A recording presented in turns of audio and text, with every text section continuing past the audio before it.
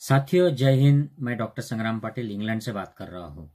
साथियों New York times में एक न्यूज़ छप के आई है और ये कोविड के जो पेशेंट्स को कोरोना हो गया था पिछले साल से अब तक, एक कैटेगरी ये है, उनके बारे में न्यूज़ है। और दूसरा उसी न्यूज़ में एक हिस्सा है जिसमें पिछले साल या कभी भी जिन लोगों को कोरोना हुआ था और अब वैक्सीन लगा है उसके बारे में है। और ये खुशी की न्यूज़ है, ऐसा उनका मानना है। तो मैं संक्षिप्त में ये न्यूज़ क्या है और इसके क्या मायने रखते हैं ये आपको बताने वाला हूँ। तो इस न्यूज़ में पहली जो न्यूज़ है, उन्होंने बताया है कि कोविड के जिन पेशेंट्स को उन्होंने स्टडी किया, ऐसे 41 पेशेंट्स के सैंपल्स उन्होंने लिए जो कोविड से रिकवर हो गए थे।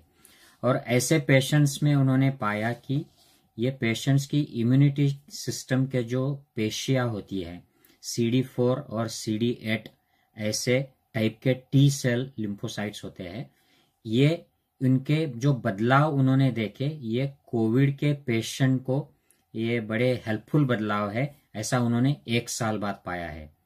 तो 1 साल बाद भी इन लोगों को जो टी सेल इन लोगों में होती है वो कोविड में अगर इनको फिर से इन्फेक्शन हो जाए तो वो काम आएगी, वो उनको प्रोटेक्ट कर पाएगी, ऐसा इनका मानना है।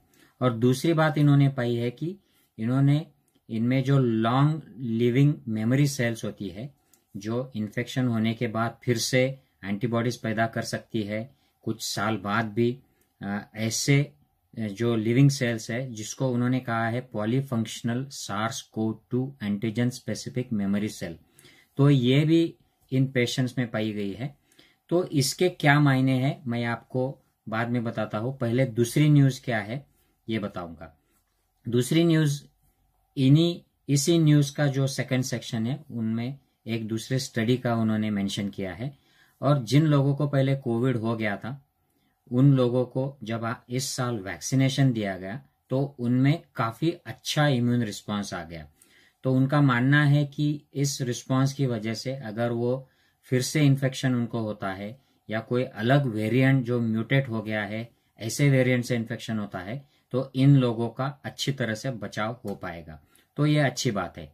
अब वापस आते हैं, ये जो पहली वाली स्टडी है SARS-CoV-2 के जो रिकवर हुए पेशेंट हैं, उन्होंने इनमें CD8 और CD4 की पेशियां जो SARS-CoV-2 के स्पेसिफिक उनको चेंजेस हुए हैं और ये जो लॉन्ग टर्म रहने वाली जो मेमोरी सेल्स है ये भी पाई गई है। तो इसका क्या मतलब है? तो साथियों इसके लिए मैं आपको पिछले साल नेचर नाम के जर्नल में जो स्टडी पब्लिश हुई थी उसके बारे में कुछ बताता हूँ। इस स्टडी में नेचर के जो साइंटिस्ट है, स्टडी के साइंटिस्ट, उन्होंने 2 अलग अलग ग्रुप्स के बारे में मेंशन किया था। पहला जो ग्रुप था साथियों, उन्होंने 36 SARS-CoV-2 के जो पेशेंट बाहर आए हैं ऐसे लोगों में CD4 और CD8 ये जो टी सेल्स होती है इनमें जो बदलाव आते हैं ये उन्होंने भी मेंशन किया था। तो ये SARS-CoV-2 के कोविड-19 के स्पेसिफिक बदलाव आते हैं, ऐसा उन्होंने मेंशन किया था।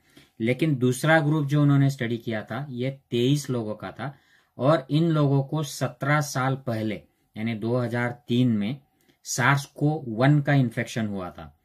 आपको याद होगा उस वक्त सार्स आया था, वो ज्यादा फैला तो नहीं था लेकिन इसका एक मिनी पैंडेमिक हो गया था।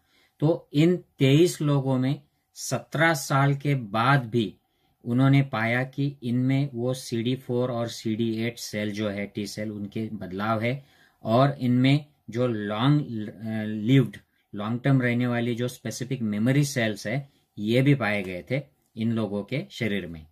तो अब ये दोनों बातें जोड़ के हमें देखनी चाहिए कि अगर SARS-CoV-1 के पेशेंट्स को 17 साल के बाद भी इम्यूनिटी है, उनको अगर SARS-CoV-1 फिर से हो जाता है, हालांकि ये अब वायरस नहीं रहा है दुनिया में, लेकिन अगर होता है तो ऐसे सिचुएशन में उनको कंप्लीट इम्यूनिटी रहेगी और इनको प्रोटेक्शन मिल जाएगा और अगर डिसीज भी आएगा तो वो माइल्ड आएगा। और दूसरी बात इन्होंने ये भी पाई है कि इन पेशेंट्स को SARS-CoV-2 के लिए भी इम्यूनिटी है, मतलब उनके जो पेशियां है ये SARS-CoV-2 के एंटीजन को, वायरस को भी टैकल कर सकती है। मतलब इसको हम क्रॉस इम्यूनिटी कहते हैं। पहले वाले कोरोना वायरस के जो इन्फेक्शन है इसकी वजह से अब के कोरोना वायरस में प्रोटेक्शन मिल जाता है। और ये काफी सारी स्टडीज में पाया गया है पिछले साल एक बीएमजे ब्रिटिश मेडिकल जर्नल में पीटर दोशी करके एक एडिटर है, उन्होंने एक आर्टिकल लिखा था और उन्होंने कई सारी स्टडीज में ऐसा पाया है कि पिछले कोरोना वायरस इन्फेक्शन अलग अलग जो होते हैं उनकी वजह से क्रॉस इम्यूनिटी डेवलप होती है। सार्स को में 1 में इम्यूनिटी हो जाती है, सार्स को 2 में भी उसका फायदा होता है, ऐसा मेंशन किया था। तो इसका मतलब क्या है साथियों?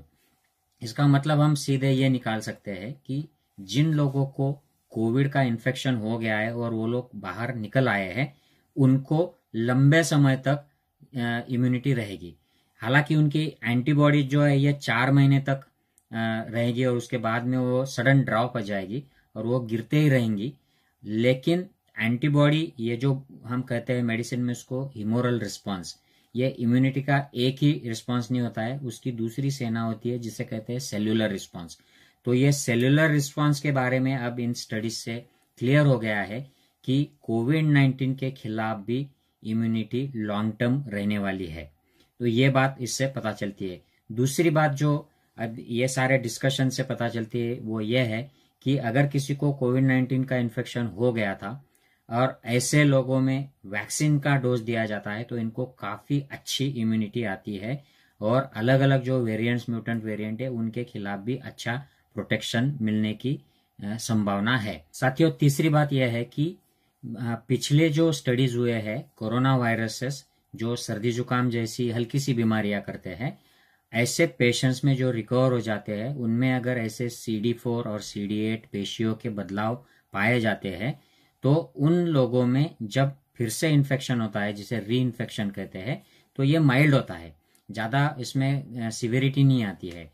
तो ये हम कह सकते हैं, इससे एक्सट्रापुलेट कर सकते हैं कि जिन लोगों को कोविड-19 की बीमारी हो गई है और उनमें CD8, CD4 T सेल्स के बदलाव दिख रहे हैं और ये मेमोरी जो सेल दिखाई दे रहे हैं, प्लाज्मा सेल बोन मैरोज में उनके, इससे हम ऐसा मान सकते हैं कि जब अगर इनको इन्फेक्शन फिर से हो जाता है, री इन्फेक्शन होता है, तो ये माइल्ड होगा। और आखिरी बात जो है साथियों, इससे यह पता चलता है कि जैसे ही कोविड-19 के एंटीजेंस जो होते हैं, जो वायरस के प्रोटीन होते हैं, उनके खिलाफ एंटीबॉडी डेवलप हो जाती है और जो पेशियां T cell, B cell stimulate होती है और मेमोरी सेल क्रिएट हो जाती है, तो इससे लॉन्ग टर्म इम्यूनिटी आती है। तो यही लॉन्ग टर्म इम्यूनिटी वैक्सीन की वजह से भी एक्सपेक्टेड है।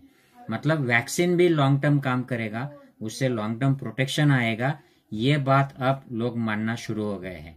तो साथियों, मैं आशा करता हूं कि इस सारी साइंटिफिक इंफॉर्मेशन से आपको जो मेडिकल फील्ड में वैक्सीन और री इन्फेक्शन के बारे में, खास करके जिन लोगों को पहले इन्फेक्शन हो चुका है और वैक्सीन लगा है या लगना है और उनको चिंता होगी, ऐसे लोगों को लेटेस्ट जानकारी मिल पाई हो, आपके साथी और रिश्तेदारी में शेयर कीजिए।